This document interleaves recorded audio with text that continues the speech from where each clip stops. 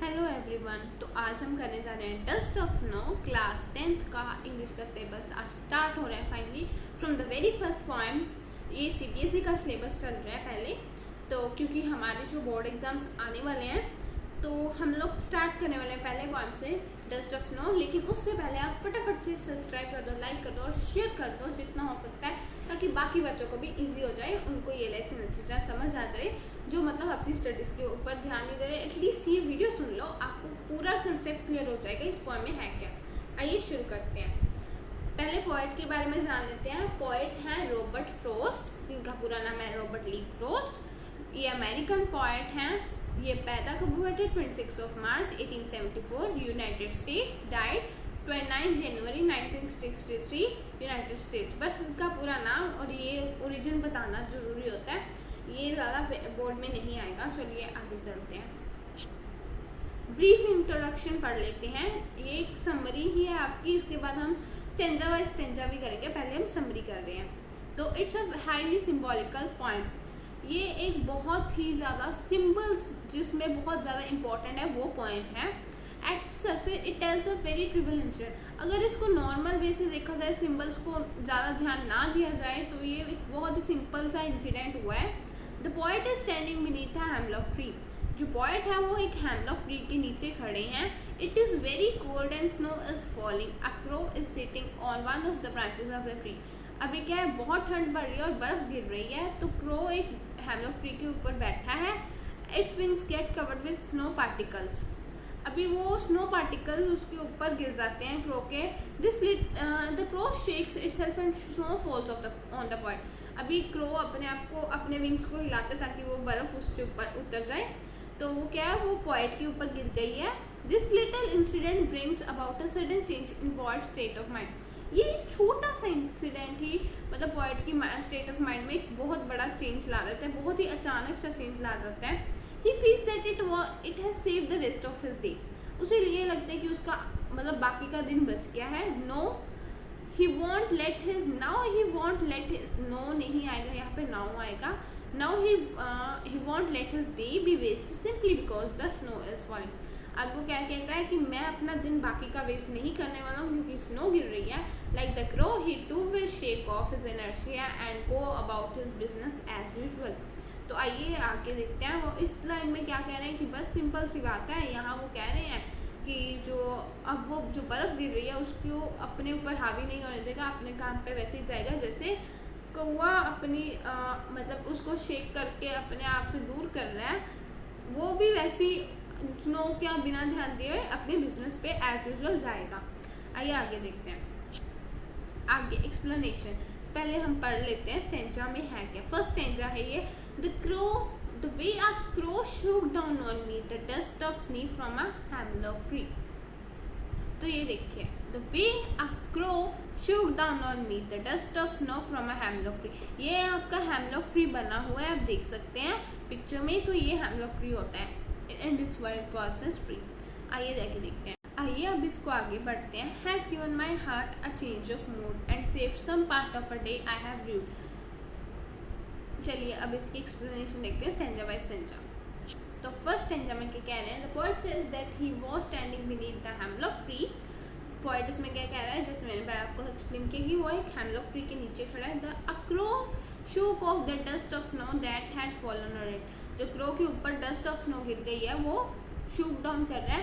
When this dust fell on the poet, अब वो जो डस्ट है वो पोएट पे गिर जाती है। And a sudden change came in his mood, अब वो अचानक से उसका मूड बदल जाता है। It ended all the regret that field his mind. जो पॉइंट के मन में जो पछतावा था, जो भी सैडनेस थी, वो निकाल देता है ये एक sudden incident. Thus it saved his day from any further sadness. अब उसका दिन बच जाता है किसी और पछतावे से।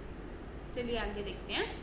But the point has used a hemlock tree, the crow, the dust of snow and the crow's shaking off his this dust from his wings are symbols only.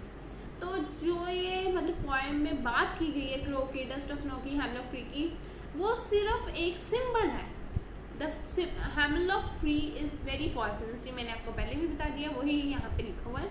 It has been used here as a symbol for points sad mind that can be no less than a poison for the body. अगर आपका मन दुखी है तो वो आपके body के लिए पॉइजन है। क्योंकि आपको वो एक पॉइजनस उसका आपको पता नहीं कितने कितने इल इफेक्ट्स हो सकते हैं। Crow is often taken as the sign of ill omen. Crow को भी कोई अच्छा सिंबल नहीं माना जाता। Crow is one of the bad birds, कह सकते हैं कि शायद यही इकलौता हो, I don't know about another's, कि बाकी बर्ड्स को तो हम लोग अच्छा देते हैं, नाइटिंगेल होगी और भी कई स्वैन होती है, तो हम उसको एक पॉजिटिव वे में लेते हैं, लेकिन क्रो को हम नेगेटिव वे में लेते हैं। आगे देखते हैं। The poet has used it as a symbol for sad thought that had settled in his mind just as the crow had settled on the hemlock tree. अभी वो कंपैरिजन कर रहा है कि जैसे क्रो हेमलॉक ट्री के ऊपर बैठ गया था, वैसे सैड थॉट्स उसके माइंड में बैठ गई हैं, उसके पॉइजनस माइंड, क्योंकि पॉइजन हेमलॉक ट्री क्या पॉइजन है, और वो कंपेयर कर रहा है पॉइजनस बॉडी के। The dust of need that has settled on the crow is a symbol of inertia that the poet Saturn have brought about in him।